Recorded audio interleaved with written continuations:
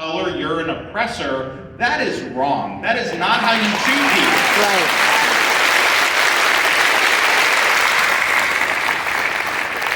If you teach, which CRT does, that values like achievement and merit and hard work are really codes for white supremacy, that is wrong, and that has no place in our schools.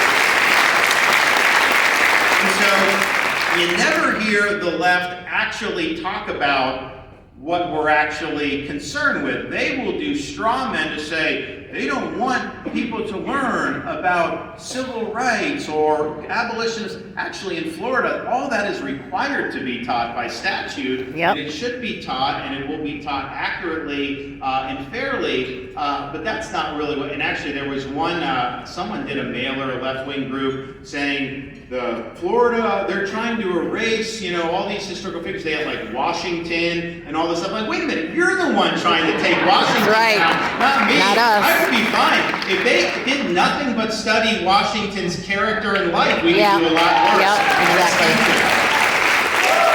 So you have that, and it's really important. And what they do is they'll try to distort history to advance an ideological agenda in the present day. So there was a thing that the New York Times did called the 1619 Project. And they say we're trying to reimagine American history, and they're basically trying to distort. Well, they came under fire even from left-wing historians, even from socialists were attacking them because they said the American Revolution was fought because of slavery. And that's just fundamentally a lie. You want to know why it was fought? Read the pamphlets that were done during that time. Look at the committees of correspondence. Look at what they did in independent primary source documents. Is public record. It's been written about, all that stuff. So to try to act like Paul Revere and all these people were really concerned, it's just wrong. But what they're trying to do, they're trying to delegitimize the foundations of this country.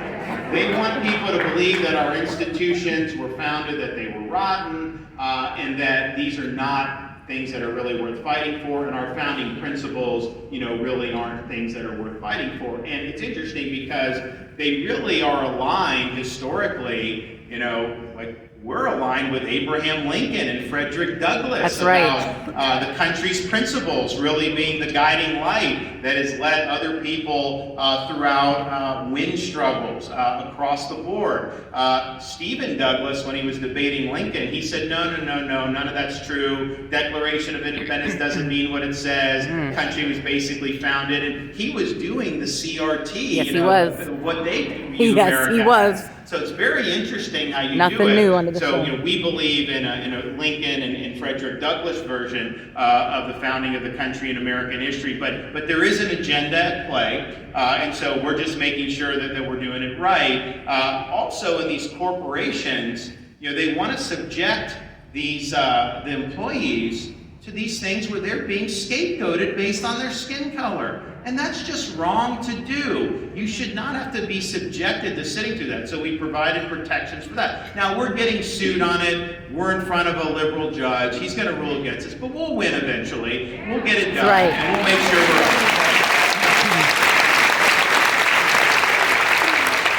But at the end of the day, we should not be spending tax dollars or using our energy to teach our kids to hate our country or to hate each other. That's right. That's right. And as important as it is to say, okay, we don't want divisive ideology in the classroom. We don't want things like that. It's also important to say, well, what are you for?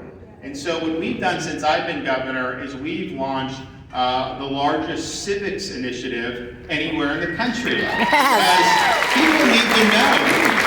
Our kids need to have a good foundation to understand the principles that this country was founded upon. They need to understand why so many people have been willing to fight and die in defense of these American ideals. And they need to understand, what it means to be an American. And I think this has been a lost art over the last generation. I think there's probably a lot of factors to a lot of things going on in society, but I think we would be a little less divided if we all were singing off the same sheet of music about what it means to be an American and understood the principles in the same way. That has seemed to be something that's fallen out of favor. So what we said is, no, we have a responsibility here. No matter what these kids are doing, some will go immediately to work, some will go to state college, some will go to university, some will go business, some will go medicine. They'll do a whole bunch of things.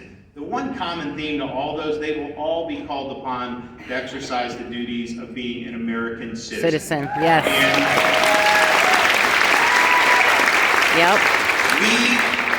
And if we're just graduating a bunch of listless vessels that don't really have a sense of what the country means, then we're not doing our duty to ensure that the best days of this country are in front of us, but we're also not doing justice to the people that have come before us, that have fought and sacrificed because they thought the country was something that was worth saving. So we have a responsibility to do it, and we've done it in a number of ways. You know, we just started doing for seniors, having them take an exam just like the immigrants have to take when they become citizens of the United States. At the midterm, We've got really good standards through the Department of Education. We launched a civics and debate initiative a couple years ago, and we now have, I think this year it'll be 60 of the 67 school districts will be a part of the civics and debate initiative. And in Orlando, we're going to be hosting the National Civics and Debate this fall. And we're really the leader on civics and debate, which is important. And it's teaching kids, you know, when you go through civics and debate, they will give you a topic and then they will tell you which side you have to argue. So you may be arguing a side you personally don't necessarily agree with, but it causes you to think of issues from other perspectives, and it sharpens your ability to think logically, clearly, and to reason properly. You know, sometimes you go to these like very left-wing universities, everyone repeats the same stuff.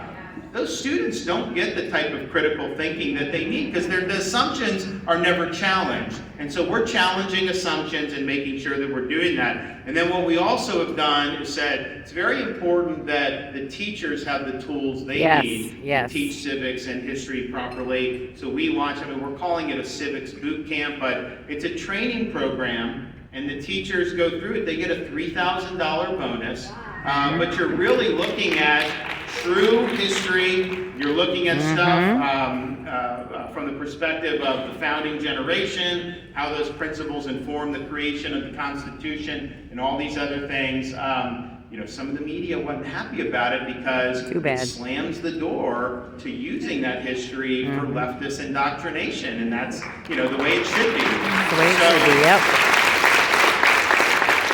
So we're doing that, and I think it's going to make a big, big difference. And so no one has done more, and we're going to continue to do more. But, you know, part of the things I think that we've seen over the last couple of years is, yes, you can have